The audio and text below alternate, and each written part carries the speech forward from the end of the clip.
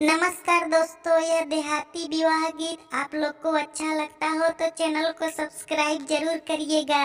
अरे चलनी के चलल भाभी सुप के